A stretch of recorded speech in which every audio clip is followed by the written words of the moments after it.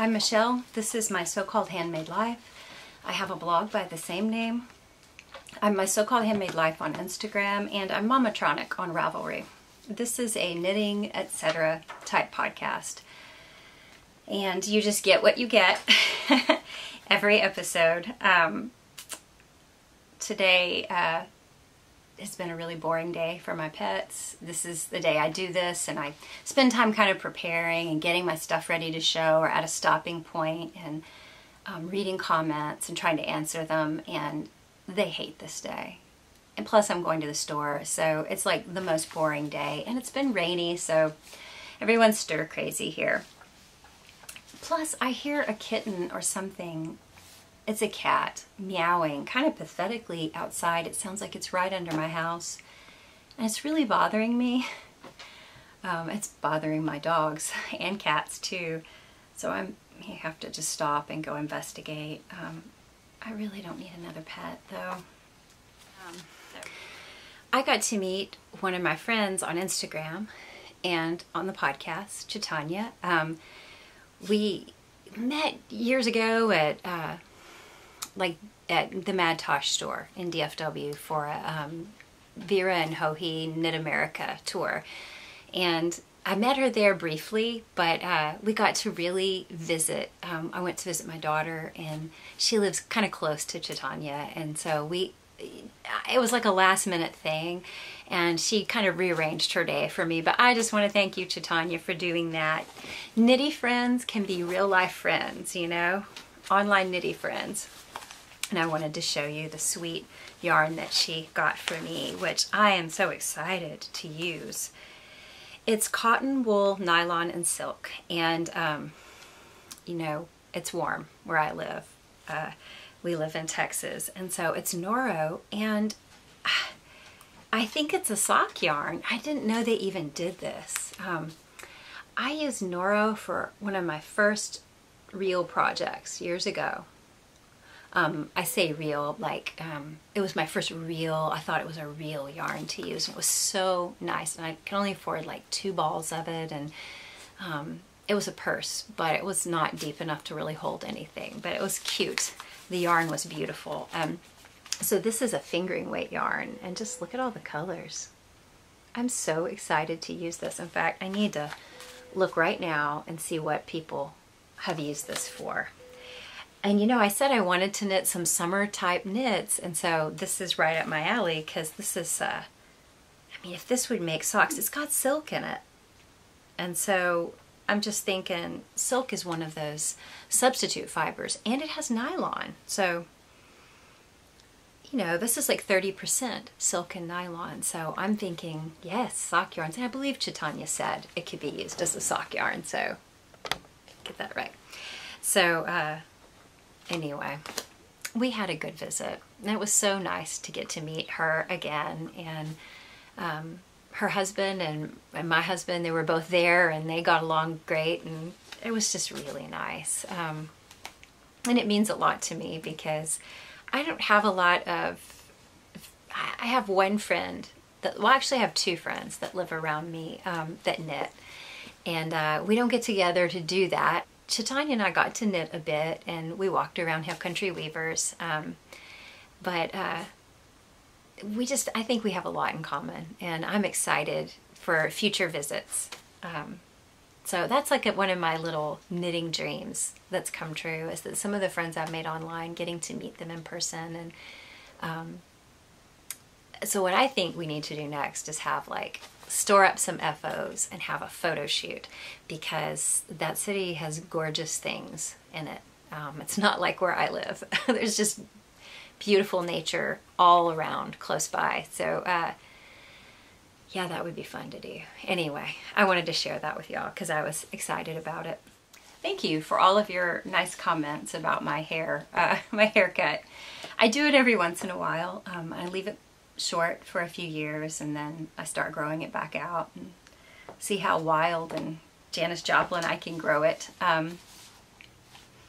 It's easier to fix this way, because I mean, did you ever think that I fixed my hair? But I can just shower and go, and it'll curl up a little more because it's short. So I've been thinking a lot about the things we've talked about, the discussion in the knitting community about racism, and some more of you have commented about it. And I wanted to say that I noticed in the last week or so, since I've made this commitment to be aware of the people around me and what my impact is, or my lack of impact, could I be a better presence to the people around me? I shared that I've never treated people differently based on their skin color that I know of, but there might be times where I'm in my own little world and I miss opportunities to make a good difference. So I've had my eyes open. And the way it's played out, it really hasn't been a thing that is overtly about racism at all. I haven't seen anything in that vein that I need to step in or say something or do something. But I've just noticed everyone around me more. And I just might let my gaze linger a little longer, take a second more to say thank you if I'm at a store or someplace. Just speaking to people a bit more than I would have, which is something I've worked hard on in my life because of my shyness that was just crippling when I was younger. I still feel it often, and so that's not something that is a big visible change, but it's internal in me, and it's sort of a responsibility I'm growing into, like just a bit of responsibility to the people around me, that I can have an impact, a positive impact in their life possibly, and just noting the people around me. So it's small, but it's good, and it really transcends this discussion of racism because I'm just applying it across the board in every situation, and I can see how it would help at a time where racial tension is an issue, but I don't know, it just feels good to do.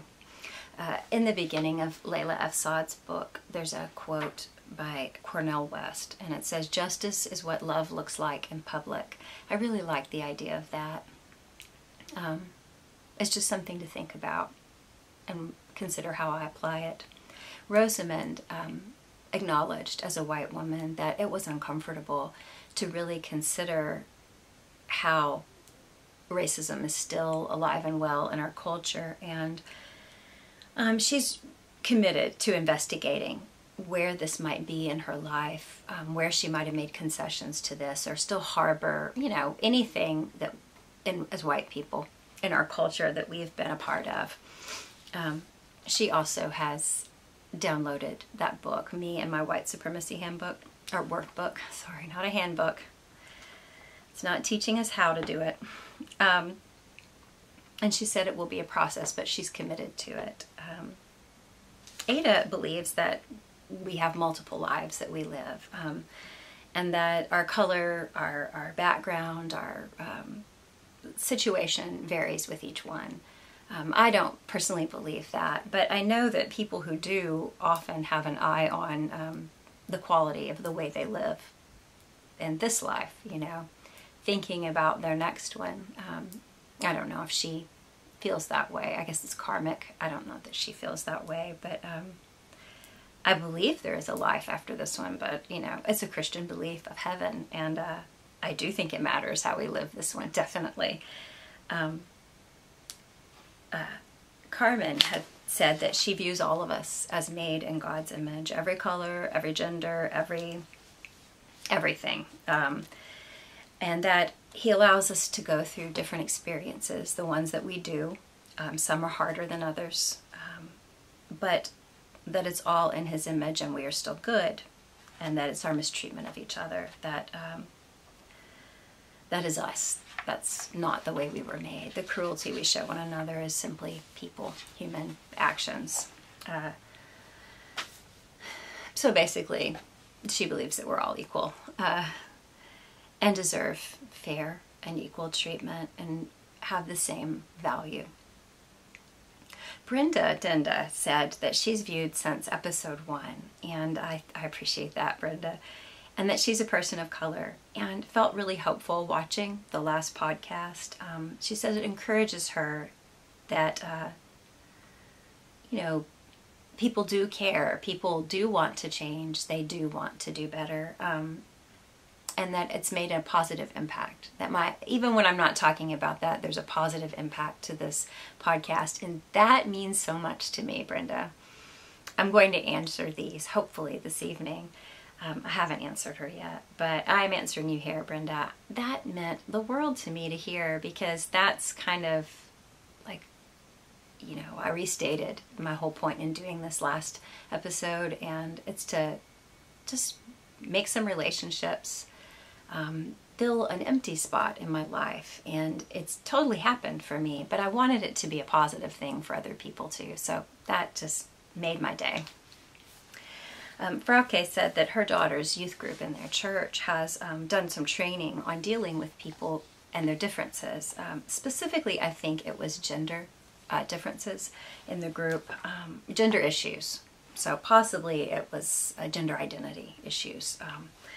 And that people spoke up about ways they've been mistreated, not just by other young people, but also parents and things. And it was really disturbing to her daughter. And they're just thinking about the lack of brotherly love that sometimes exists, even within, obviously, the Christian community. There can be that, or people that identify themselves as Christians. That's not the way the lifestyle is supposed to be. We're not supposed to be hateful, but, you know, and there's biblical references to dealing, this isn't her talking, this is me, dealing with racism, that like when God put it down, he didn't like it. There's really no excuse for hate or racism in the church. I guess our point is that we should be revealing God through our life as much as possible. And so if we're doing that, there won't be hate, there won't be fear, there won't be a devaluing of a person's worth because of how they are, you know, where they're from. That's kind of, I sound soapboxy, but she just shared that, and that has to do with her faith. Ada said she wants to get better at fighting racism and influencing other people to do the same. It takes more effort to work on these things. You can't just go into autopilot, you know, and live your day, but the effort is worth it. Worthwhile things cost us something. And it doesn't really cost us as white people that much, I don't think. And she said she may make mistakes, but that's the learning process. Yeah, that's how I feel, Ada. That's how I feel.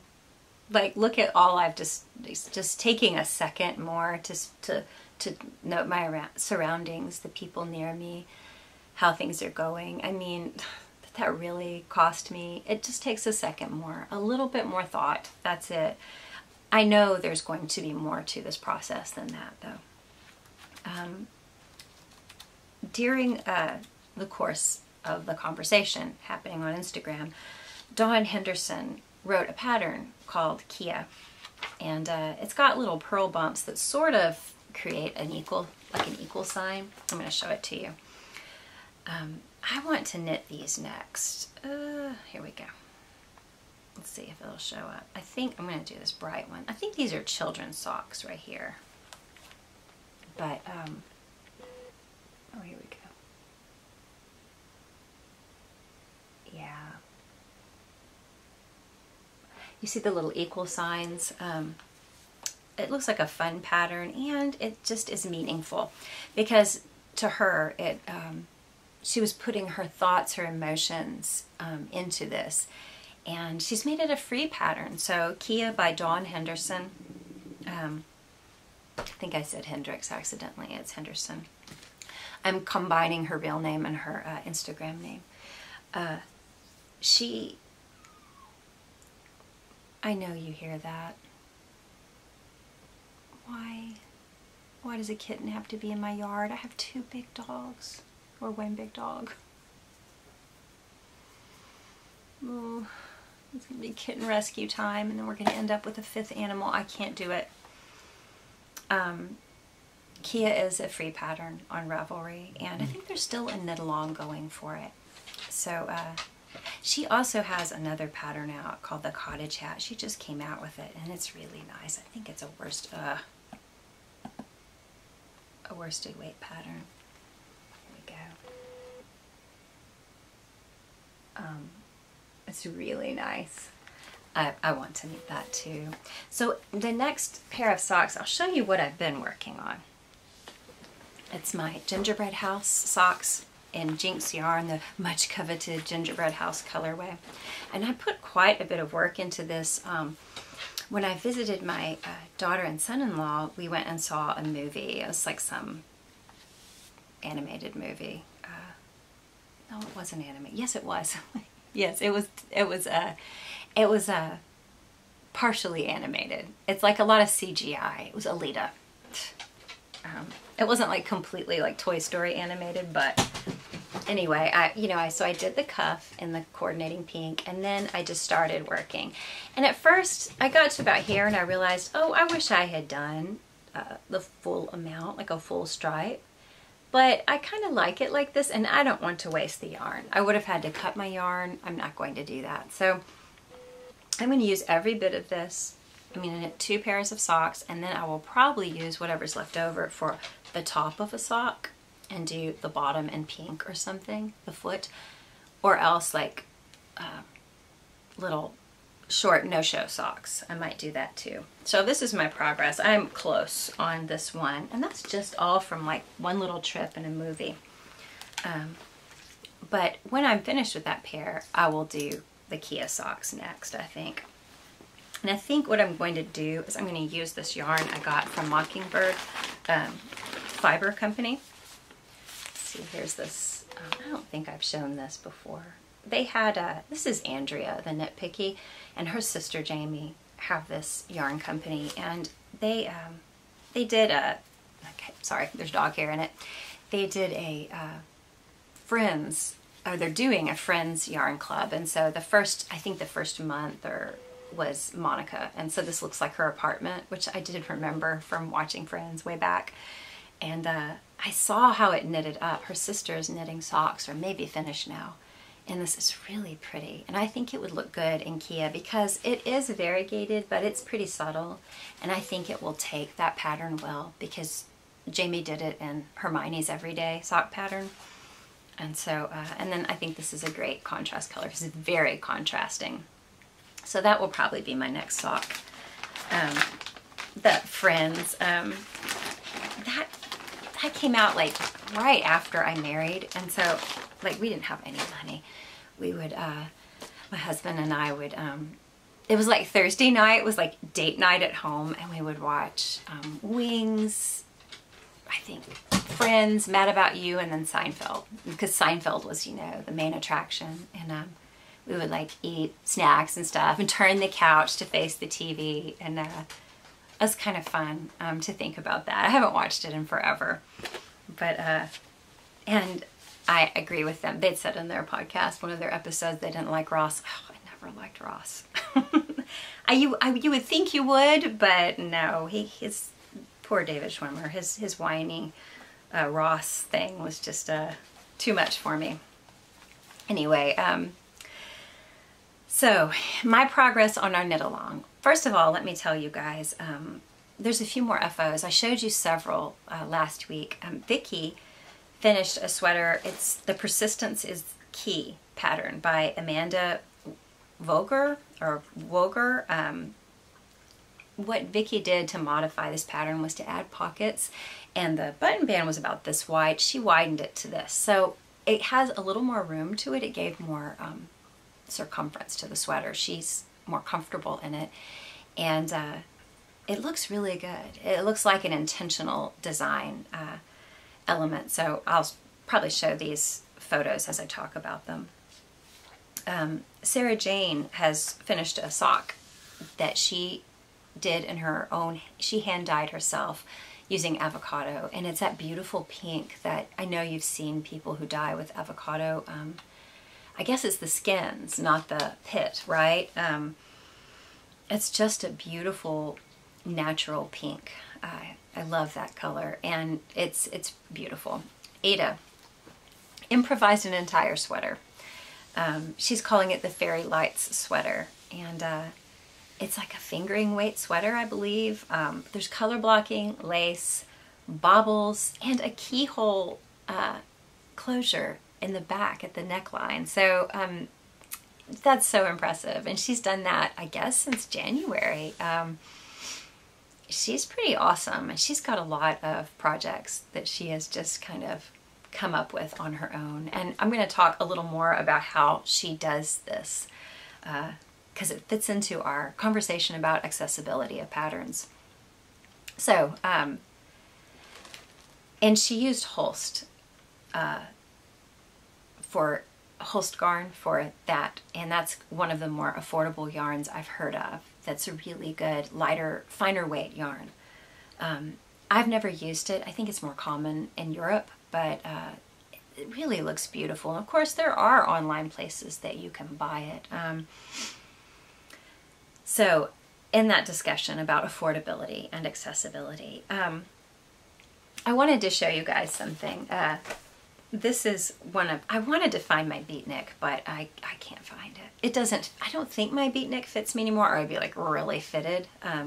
Maybe it would look fine. I just don't like super fitted sweaters, but this is one. It's a long wrap sweater, and it's by Stefanie Japel, and actually I can still wear this, but I'm wearing big old sweatshirt sleeves, so I'll just show you the patterning. So there's this bit of a bell sleeve with lace. It's from one of her, oh, I forget the name of it. It was her first book, and everything had sort of a modular look to it. And you see this is a long wrap that wraps all the way around.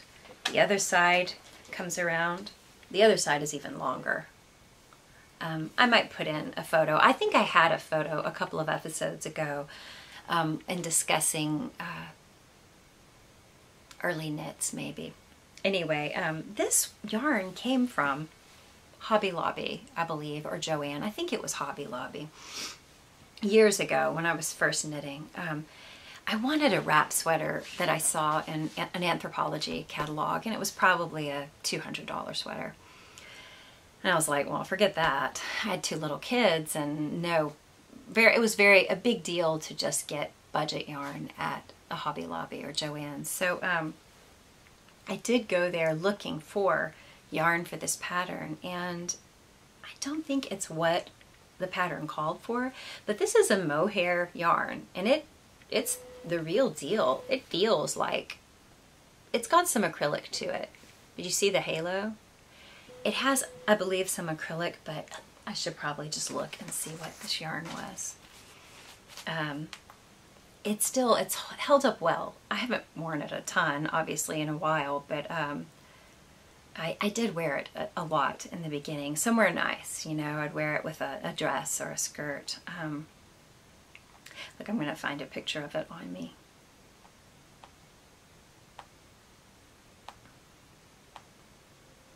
I just last minute grabbed it. That's why I'm not wearing something from way back in the day. But like I said, I don't know that it would fit very comfortably. So kind of this is how it wrapped around. That's kind of a dark picture. Let's see if we can do one like this. Here we go.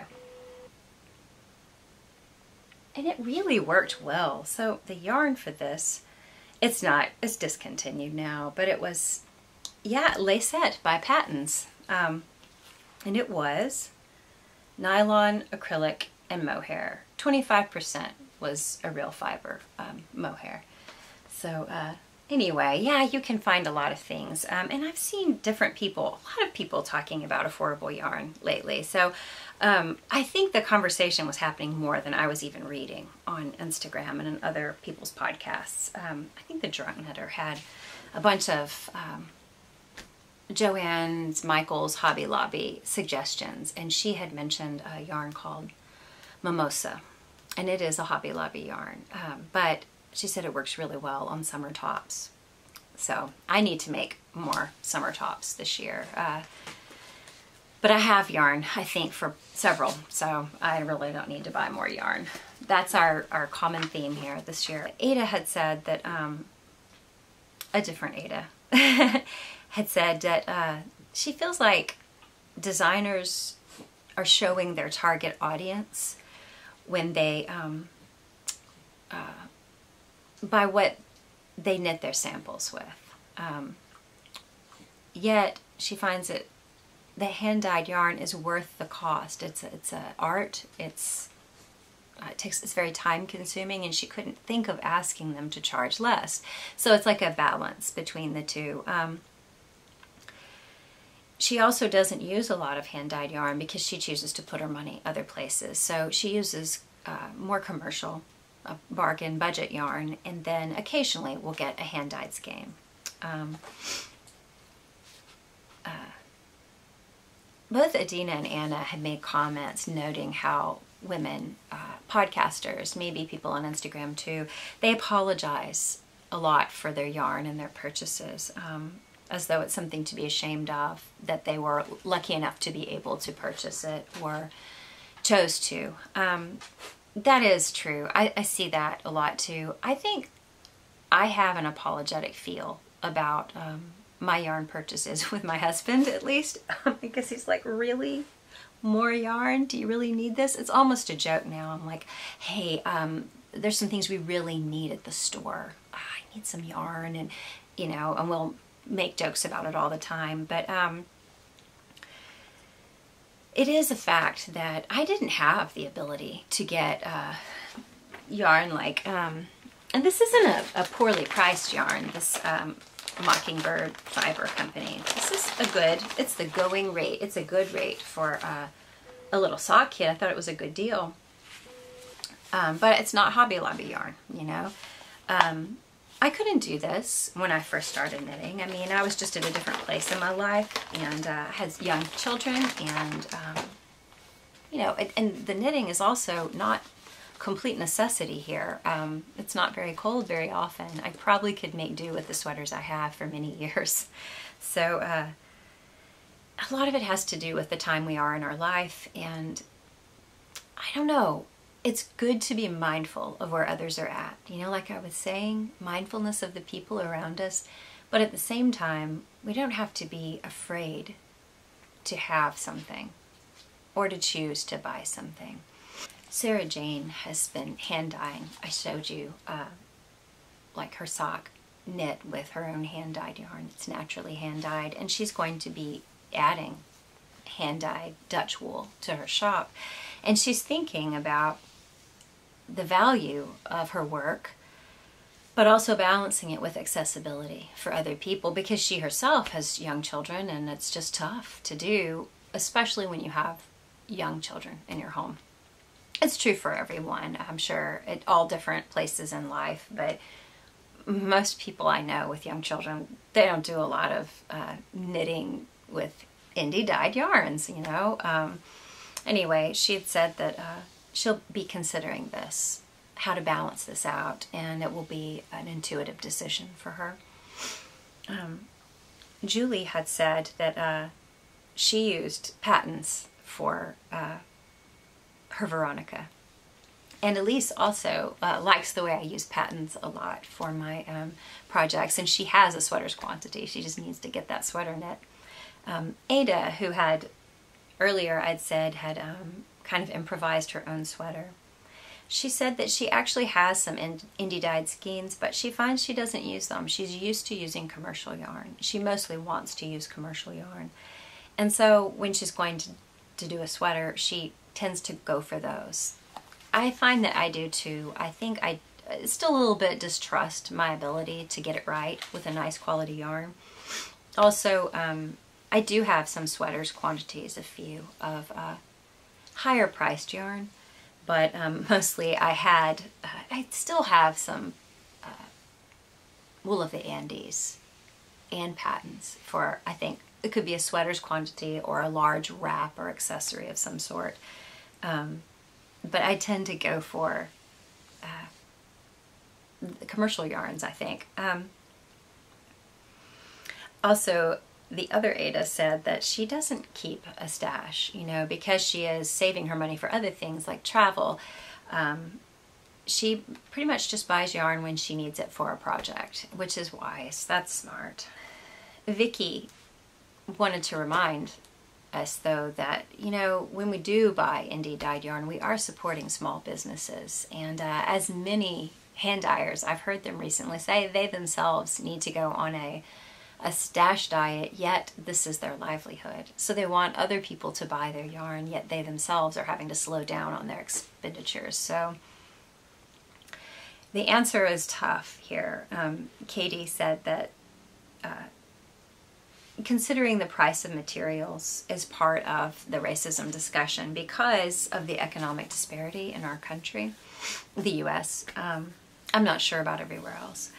And it runs along racial lines. So, you know, having more affordable options opens up the craft world to people of color. It also opens it up to younger people. Like when I was younger and I made this, I was so thrilled to find yarn like this, similar to the pattern yarn at Hobby Lobby that I could afford. It was on sale because it was probably discontinued then. Katie says she keeps, she tries to keep things cheap by knitting cropped and fitted sweaters, which they're always so cute, like Andy Satterlund type sweaters. She also does Poison Girls. I'm not sure what the designer's name is, but Poison Girls is her brand, and they're very retro. They're just adorable. Anyway, that takes less yarn, right? Like we were talking about. The larger the size, the more the yarn. And of course this oversized trend is just, you know, killing us with all the yarn we're having to buy. And like everyone else has commented, she wants to get into her stash first before buying new yarn this year. She's really wanting to use the fabric and the yarn that she's saved up. Me too. You know, another thing she mentioned was that she needs to find a way to stay interested in what she has and not look for the next new thing on Instagram. Well, I mean, deleting Instagram would do that for you, but I'm not going to do that. When I was reading The Year of Less and we talked about that, a lot of you said that you would delete Instagram accounts. You wouldn't follow accounts that encouraged you to spend when you really needed to follow a budget. I don't think that I would have to go to that extreme. I think what I need is to get back that, I think I talked about it last week, that feeling of thriftiness and creativity. Like, I want to do as much as I can, make with my mind as much as I can out of as little tools as possible. So there's an ingenuity to that that you can take pride in. And I miss that. So yeah, it's just a balance. You know, Ada, who improvised her own sweater, also said that she can recognize parts of certain patterns. Like a new pattern will come out, it's very popular, and she can recognize stitch patterns or motifs from older patterns, tried and true patterns, possibly even free patterns or ones she owns. So she just kind of looks at it and figures it out, does it herself without buying it. She kind of has a rule that she doesn't buy multiple patterns that look the same, like lots of worsted sweaters that are similar in style or cut or stitch. That's smart. That's smart, which is kind of like, that's why she's doing so well in the Wing It Cow, because she's been doing this forever. I tended to enjoy turning my brain off a little and just following a pattern. And that's something in those really stressful years a few years ago, I loved that. That's why knitting was so good for me. I just didn't think. I just worked like a robot, and it kind of worked away anxieties inside of me. Chaitanya has said that she's also missed some of the creativity of years past, that recently she's not sure what's changed, but there seems to be less deviation in yarns used and also in the kinds of patterns people are choosing to knit. So I wanted to show you guys. I don't think I mentioned it. I'm not going to mention it. Well, I can mention it. Yeah, I can, because I have it here. bless her heart, Andrea Mowry's Shifty pattern has gotten a lot of attention for the yarn that she chose for it, that just for the sample, the expensive nature of it. It is beautiful yarn. It really is. But it's like, you know, there's that idea of you got to think about your target audience. However, with Ravelry, it's so easy to just customize something. And though this probably wouldn't have been a super expensive sweater in the yarn, but that was a different day, right? We're talking like 20 years ago, almost, but maybe at least 15 years ago. I knew the weight of yarn I needed. I knew the type of fiber. It was easy to make a substitution. I was just really surprised, excuse me, that my, it's that bubbly water does that, that my craft store had it.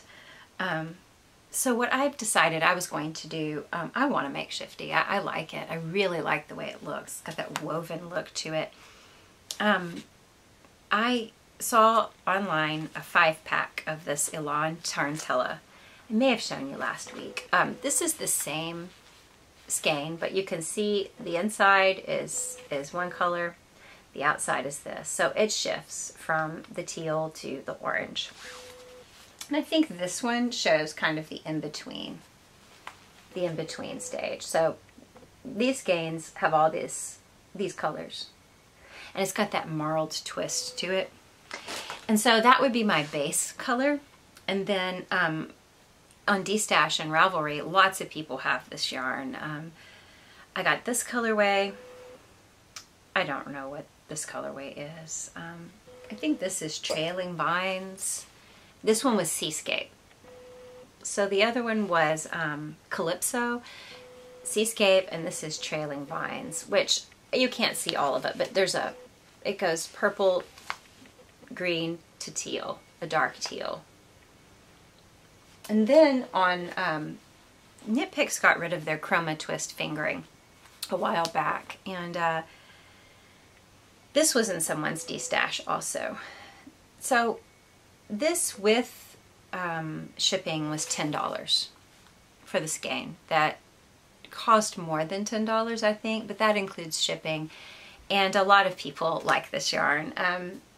I felt like, and these, I got 3 or 4 for $10, including shipping online.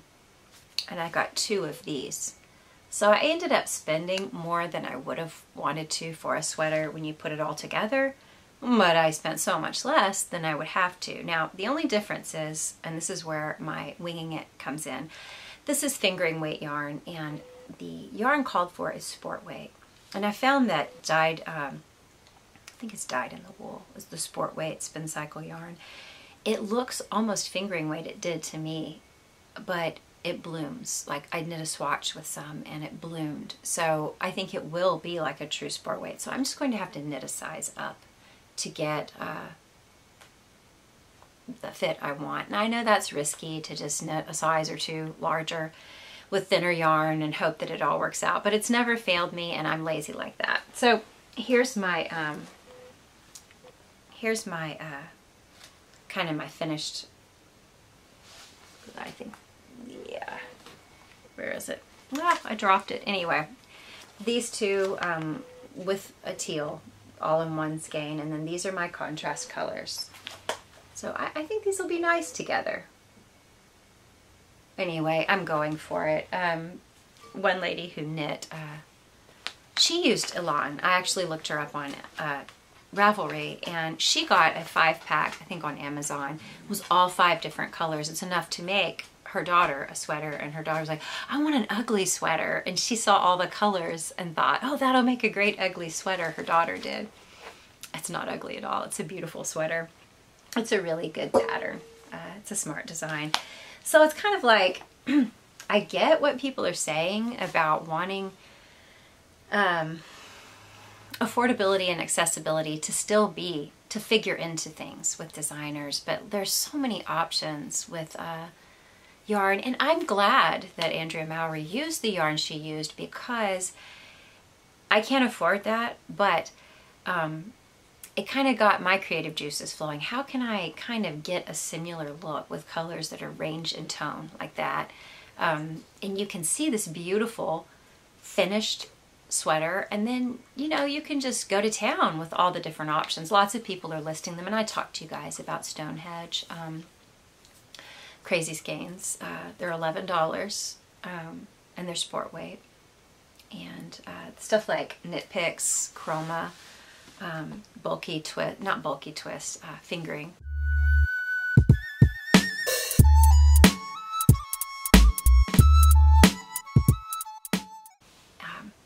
There's a lot of other yarns. Plus there's other dyers, like I showed some marled type hand spun look yarn from Fully Spun. It's still a hand dyed yarn though. It's a little more pricey than something commercial like this. But anyway, I just wanted to show you guys. I just thought this was a neat pairing. And what I have, I'm going to have 5 skeins left from all of this. So it's not a bad price for a sweater. The article or the Instagram post I noted last week by Carolyn Dick, her point was not that people shouldn't make higher quality or more expensive things, but that it would be great if all of us kept an eye out for other knitters who aren't at that point or can't be at that point. They don't have that kind of money to spend, and maybe can't afford multiple skein projects. They can only just do a little bit here and there. That, I think, is the key. That it's not wrong to have these higher priced yarns or higher quality yarns. It's just that there's room for everybody at the table. I've appreciated when designers did have 2 samples. One is a more commercial yarn and one is hand dyed. But at the same time, I can't think of many of us who would turn down the opportunity to use Spin Cycle for a sample. And I'm happy for Andrea's success, because so many of us would like to be designers. So many designers would like to have that kind of success. It's very hard to make a living doing that. And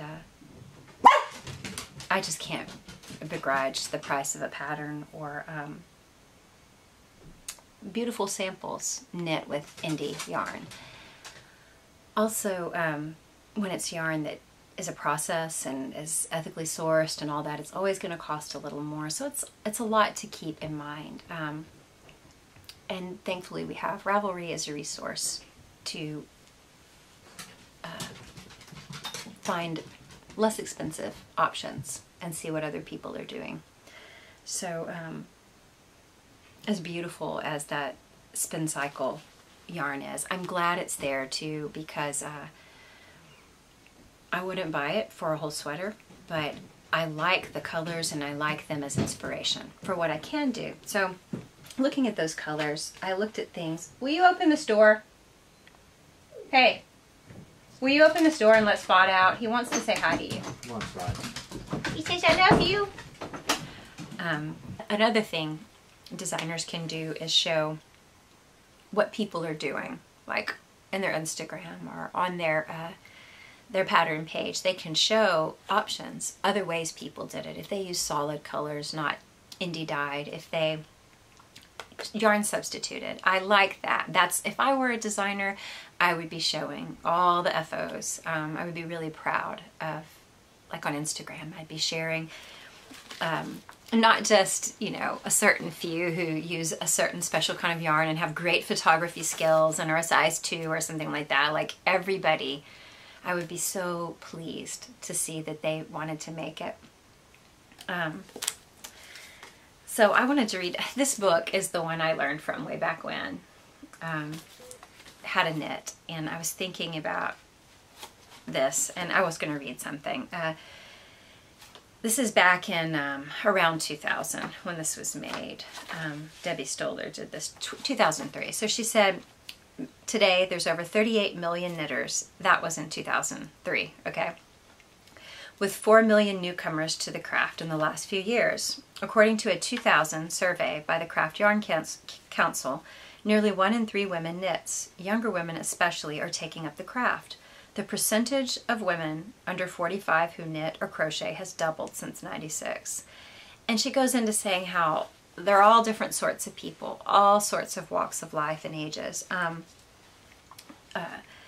And why do they do this? It's a strange mix of pragmatism, politics, and the desire to be fashionable. Some crafty feminists like myself are reclaiming those womanly arts, you know, realizing the importance of giving women's craft their due. Others are interested in freeing themselves from a dependence on what they see to be an exploitative corporate culture. Still others, such as those with Emporio Armani taste but Salvation Army budgets, figure they can learn to make fashionable items more cheaply than they can buy them. Knitting is part of the same do-it-yourself ethos that spawned zines and mixtapes. I really like that's true. By loudly reclaiming old-fashioned skills, women are rebelling against a culture that seems to reward only the sleek, the mass-produced, the male. And every generation puts its own spin on the craft. So for today's knitters, the emphasis has been using chunky yarn and fat needles. That's during the time when I learned. And then she goes on saying it's a great urban hobby, easy to carry, and that in these uncertain, anxious times, warm handmade scarves and cozy sweaters feel protective and comforting. Of course, this last discovery we can't claim for ourselves. It's something our grandmothers have always known. But I like what she says. It's that do-it-yourself ethos that spawned zines and mixtapes. That's kind of what I used to... That's what my knitting time thrived on. That feeling is what motivated me. I saw something in a catalog that was so impossibly out of reach and ridiculously priced, and I thought, if I just took sticks and yarn, I know that I could do this. There's got to be a book somewhere. And I went digging around until I found one that I could follow the instructions. There was no YouTube then. And then I made something, and it was actually the sweater I saw on Anthropology was this color. Exactly. So it, I don't know. And it was, I had tastes that I could not satisfy with my budget, and I found a way to do it. But there was also the ripping back of sweaters. You know, we would unknit.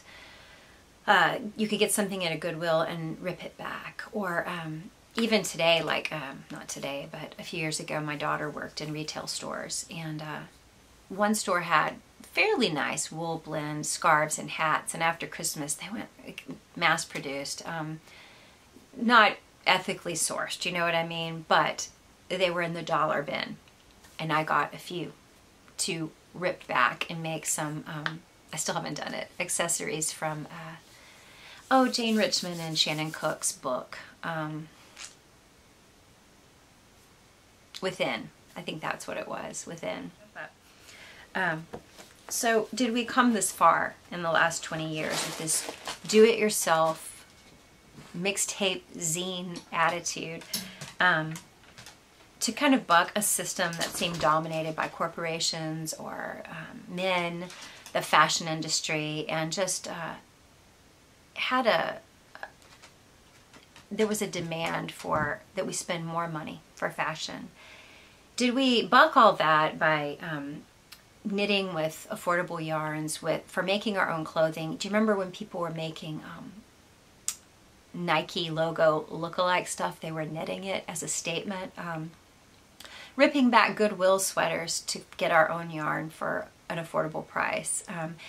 Did we do all of that just to come here to this point in our creativity where we gain some traction and we start growing businesses, and from it we're eventually making our own little establishment that discourages independent thinking, that celebrates maybe a narrow margin of knitters,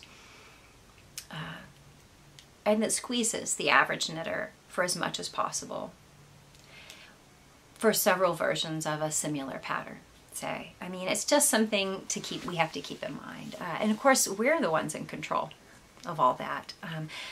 Ada said if she sees a pattern and it's very similar to something else, she'll probably just not buy it and do something on her own that makes her think of it. Yeah, that scrappy, do-it-yourself feel, that's what I want to feel this year. That's why I think I started this Wing It cow. I didn't show you what I made. I'm doing. Okay. Well, I showed you last week some.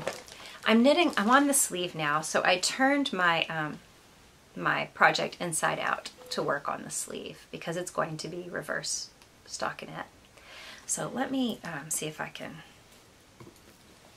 turn it right side. Oh, these ends are awful. I dread these yarn ends. This was an ambitious first sweater pattern to make up. Pretty ambitious, I gotta say. Okay, the sleeve looks puffy. I did not block my sweater before attaching the sleeve. I wanted to see what would happen. I know that the sweater is going to block out for length, and when it does, the sleeve will fit fine, just based on my gauge and everything. I just wanted to block them all at once before doing my vertical stripes. Whoops. Okay, so here's where I am. I haven't done any vertical striping. It's all horizontal. And you can see I did a tubular cast on, which I like. I wished I had done a smaller needle for it though, because I just always have trouble with those ribbing. This was not supposed to be cropped, but it actually looks kind of cropped on me. But we'll see. Like I said, my swatch lengthened, so the row gauge lengthened with my swatch. That's why I know that these stitches are going to fit fine when this pattern, when I block it. So you can see I have, this looks like such a abomination. Oh my gosh, you guys are thinking, what is this hideous plaid thing she's making and all these ends? Yeah, I've got my the regular stockinette side, and then I've got this, and I've, you know, got my little vertical line still to do, but I'm having so much fun doing it. It's just was ambitious because I'm thinking I think I do want to, if it comes out decent, I want to do a sport weight version, and I want to write the pattern up. And then if I feel like I can tackle that, because it's such a basic shape, grading sizes and have lots of sizes for it. But I don't know. And everyone who's commented, because I asked you guys last week, would you knit something like this? And I know there's people who wouldn't. Of course, okay, this is Iran, but I thought it was worsted when I got the yarn. It's Iran, but it really it's very near to bulky. It is very plump, and I think when it blooms, it's really going to be. So to me, this looks very bulky.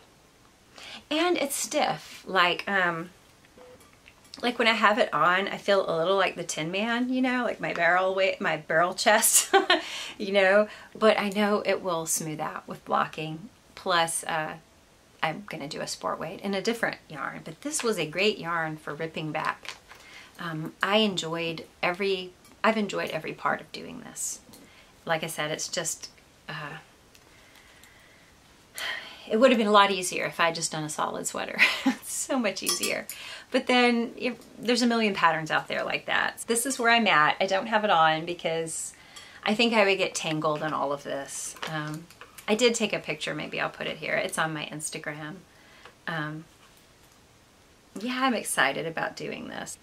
It's not too late to join this knit along, because anything you modify in any way, however small, or totally make up on your own, can go into this Wing It cow. So it could be like a dishcloth, it could be socks, hair wrap, you know, anything. And it's going to go on till sometime in March. I still haven't decided when. I'll just see. I definitely want mine to be finished close to the end of it, so I'm gaining momentum. Once I get one sleeve, the second sleeve will be fast. So let's see. Oh, and you guys recommended some bulky yarns. I asked you guys about, because I'm knitting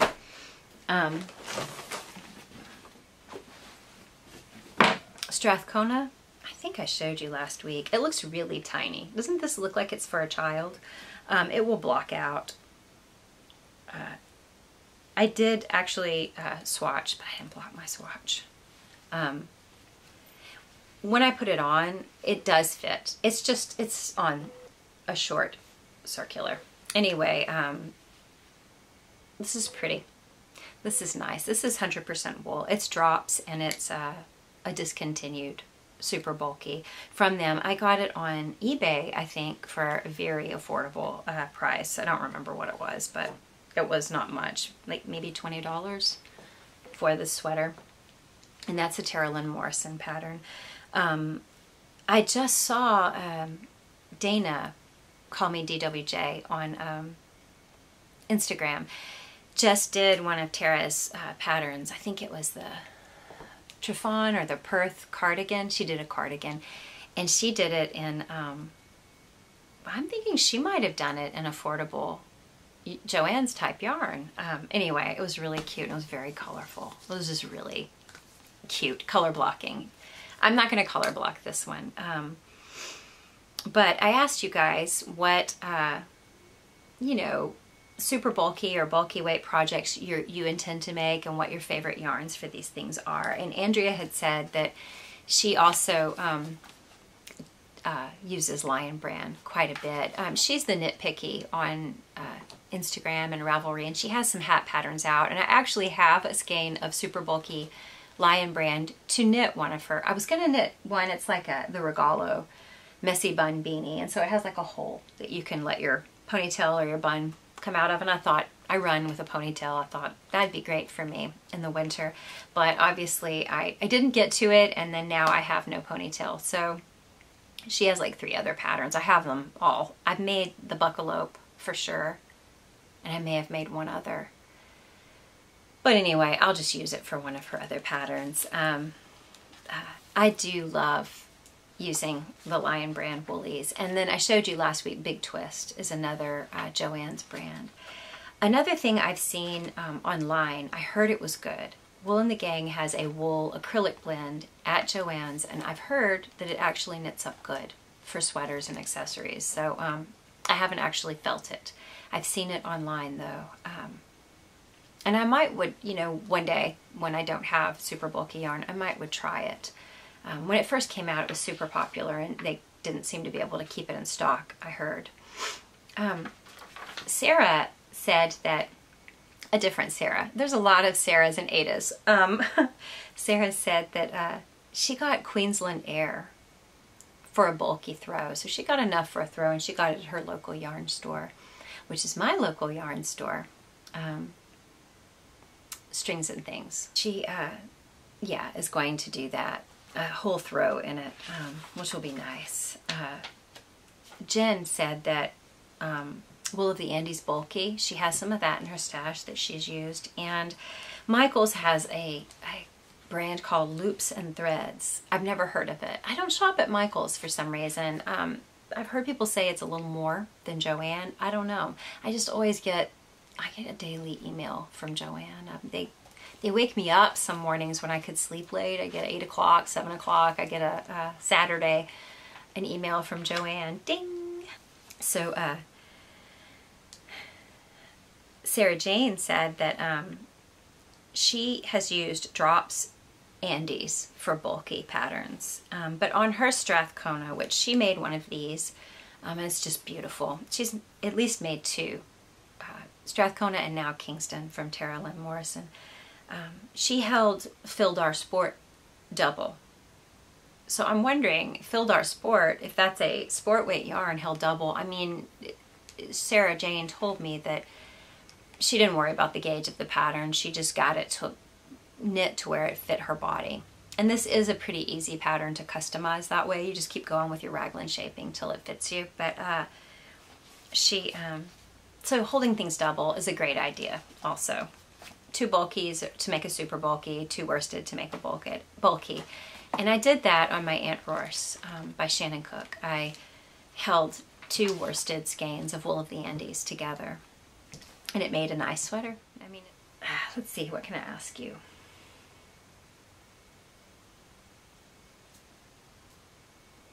What is your most creative DIY type substitution of yarn or pattern or make. The most creative thing you ever did. So, you know, I think I showed you, oh no, I showed you on, oh, I'll show you here. So I think I showed you guys this before, but like, I was making this karate sweater by Twinkle, Winland Chia, who did the Twinkle books, and it was a great sweater. It was an anthropology knit. They actually sold it in the store, probably $300. And I found that pattern. I was so excited. Well, there were a lot of errors in it, and I was a fairly new knitter, and it just didn't look good. And the way it hung on me, I didn't use Twinkle yarn, but I don't think it made a difference what yarn I used. It just didn't look well. It didn't look good on me. It didn't fit me well. So but when I was doing it, it called for this size yarn, which is like a 35 or something, and I didn't have 35 size needles, and they didn't have them at my yarn store. And it was pretty far off to go there. It's like a 30-minute drive. And so my husband, he goes out and he finds plungers. We looked for dowels, and there was nothing in the right size. And then he sees a new plunger. It was unused in our garage. And he put it on a blade grinder and ground down and then smoothed it and made a needle for me. And then he went to the dollar store and got another one and did the same thing. They're actually two different widths, but they did work. Let me tell you though, that'll create a neck strain. These are pretty heavy. But yeah, so this was a crazy DIY. And then I made my own needles, which I don't know where those are. I made some actual useful needles. And I even did some circular ones. I looked up a tutorial and let me find it.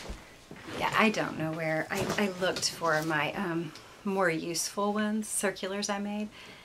I did this, I don't know, I think it was after I test knit some patterns for Tara Lynn Morrison, because so many were bulky weight, and I just kind of got inspired to just see if I could with dowels and drilling a hole and, you know, adding, this is like tubing like you would use for your refrigerator, for your water supply to the refrigerator, the filter, you know, the filtered water. Anyway, it's not very flexible though. But there were actually people selling some like this on Etsy, but it was nicer. Like you can see my little marks where the, you know, grinding it down, I kind of chewed it up. And I put a little grinder on the, not grinder, some kind of head on my drill that kind of spun and worked them down. Then I made some double points, which I can't find where they are, but they totally work. They're like a size 11 double points. And then I made another pair of these, maybe the same size needle. I think it's one I didn't have in like any other interchangeable set. And I used Weed Eater cord, so it's actually very thin and flexible, but I can't find it. So anyway, these things are some of the weirdest DIY makes that we've done. As far as knitwear, I did this Knight's chainmail for my son. He's looking pretty serious there. He still looks serious today. But I dipped it in gray acrylic paint to give it kind of a stiff, metallic, you know, armor feel to it. And I soaked it for a long time, and I would check to see if it was saturated all the way. It took a very long time because I believe it was sugar and cream cotton yarn. And then it looked heavy and metallic. It had a metallic sheen to it. So what are some of the most interesting DIY, cheap hack type things you've made? It doesn't have to be knitting. It doesn't have to be craft related like knitting or crochet. I'm interested to hear. Bye.